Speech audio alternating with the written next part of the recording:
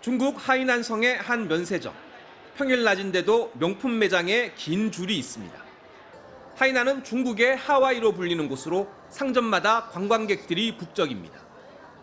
我是陕西西安过来旅游的，然后已经在这边待了1个多星期了。我想要的那些口红呀、护肤品呀种类基本上这边都有。 하이난에는 이런 면세점이 12군데가 있습니다. 이곳이 두 번째로 큰 곳인데 축구장 17개 크기입니다. 성수기에는 하루 평균 7만 명이 온다고 합니다.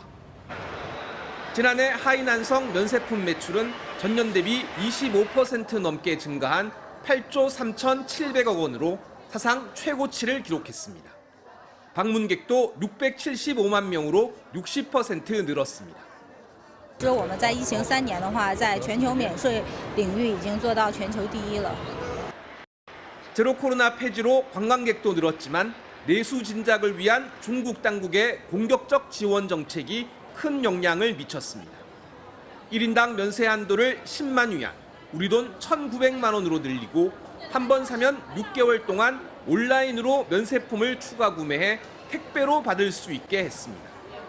이러다 보니 면세품 쇼핑을 위해 한국이나 홍콩으로 가던 중국인들이 하이난으로 대거 옮겨가고 있습니다.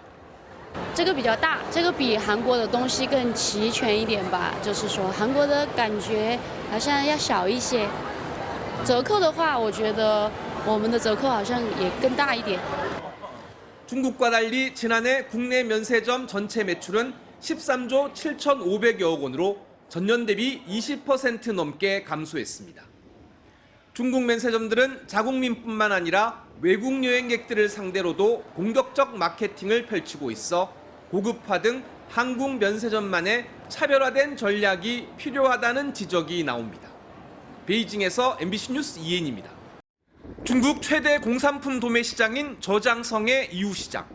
건물 안으로 들어가자 통로 양쪽으로 상점들이 끝도 없이 늘어서 있습니다.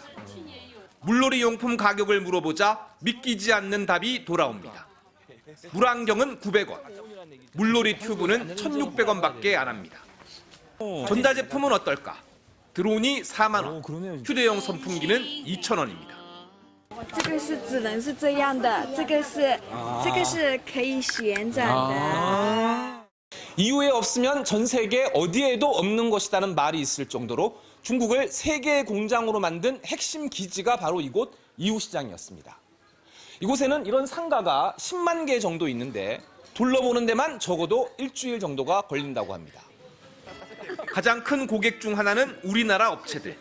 도매로 물건을 대량 구매해 국내 소매 판매점에 납품하거나 국내 온라인 쇼핑몰에서 직접 판매합니다. 像韩国人他喜欢这些啊，珠子多一点的，像这些啊都是出韩国的比较多。 하지만 알리바바와 테무가 직구를 무기로 한국 시장에 진출하면서 이곳 생태계도 변화하고 있습니다. 공장도 갖고 있는 이 목베개 가게는 최근 알리바바와 테무의 모회사인 핀더더에서 소매 판매를 시작했습니다. 说像这13块4，他们价格一般在35左右吧，35、40这样子。 중국 현지 공장과 한국의 소비자가 직접 연결된 것인데 알리테무의 초저가 상품의 비결이 바로 이겁니다. 이웃시장 상품을 거래하던 한국 업체들은 생존 위기에 내몰렸습니다. 절반 이상은 이미 철수했고요. 예를 들면 1,000명이라 가정하면은 반 이상은 철수한 것 같고요. 그다음에 앞으로 더 많이 들어가지 않을까 싶거든요.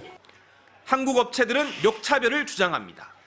이웃시장 물건을 국내에 팔려면 관세와 각종 검사 비용을 부담해야 하는데 해외 직구는 가격이 $150 이내일 경우 관세가 면제되고 각종 안전 인증도 받을 필요가 없다는 겁니다. 많은 생활 공산품이 $150 이하인데 최소한의 안전 검증도 없는 건 결국 소비자 피해로 돌아올 수밖에 없다고 강조합니다. 기존의 한국 소상공인에게 요구했던 그런 인증이라든가 모든 절차를 테무나 다른 국가에 있는 직구 회사에도 적용을 해라. 더 해라도 아니고 똑같이 적용해라. 똑같은 세금을 내게 하고 똑같은 검사를 받게 하고 똑같은 소비자 보호법을 적용해라. 알리와 테무는 해외 시장 공략을 위해 막대한 광고비를 집행하고 중국 판매자들에게 보조금까지 지급하고 있습니다.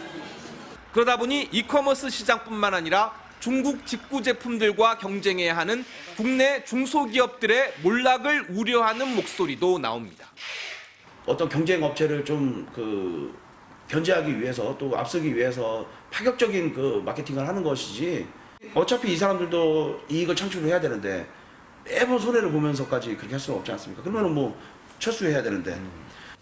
하지만 소비자들이 가성비 좋은 물건을 선호하는 건 당연한 만큼 경쟁력 확보를 위해 산업 전반에 걸친 구조적 대책이 필요하다는 지적도 나옵니다.